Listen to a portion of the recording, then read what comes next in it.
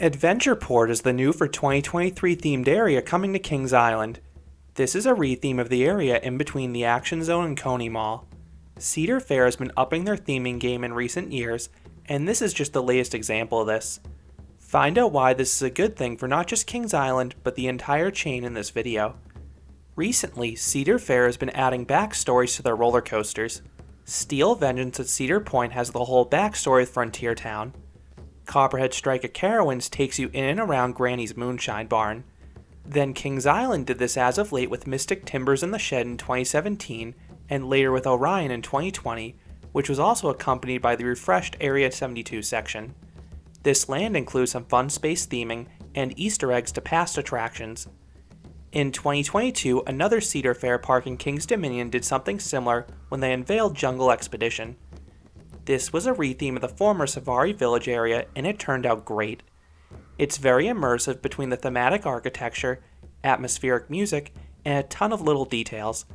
This refresh not only added a new ride in Toombili, but it also added new restaurants and rethemes to pre-existing attractions. It breathed a lot of new life into this area.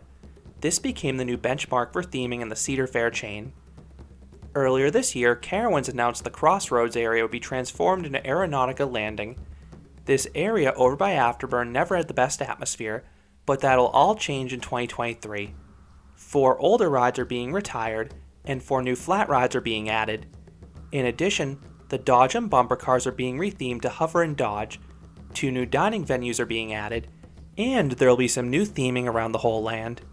Now, Kings Island added a similar upgrade with Adventureport. The area takes the temple theming from the Adventure Express mine train and expands the story into a fully fleshed out land with new visuals and details.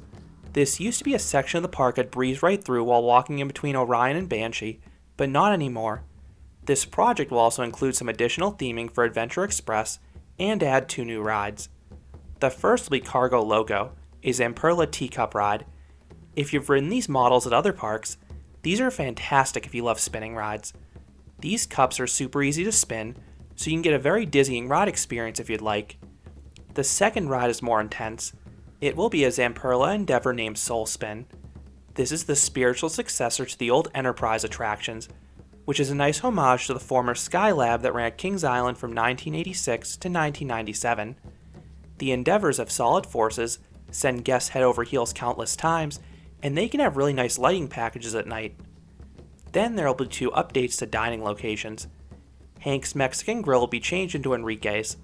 Then the Beer Garden will be made into the Portside Mercado. Not sure what food offerings will be for the latter, but Cedar Fair's newer dining locations has some really high quality items. Just look at how you can now get roast beef and prime rib at Kings Dominion's newer restaurants. If this is of the same quality as Jungle Expedition, and it seems like it will from the renderings, this will be a nice addition to the park that'll add a lot to the Midway. It doesn't matter if you like rides or not, this can be appreciated by everyone. I'm excited Cedar Fair is continuing to place a greater emphasis on theming, and Adventureport is just the latest example. I can't wait to see what Cedar Fair adds to their later parks now. Are you as excited for this addition as me? Let me know your thoughts down below. If you enjoyed this news update, I'd appreciate it if you gave this video a like, and you considered subscribing, because there'll be a lot more roller coaster and amusement park videos here at Canopy Coaster. Thanks for watching.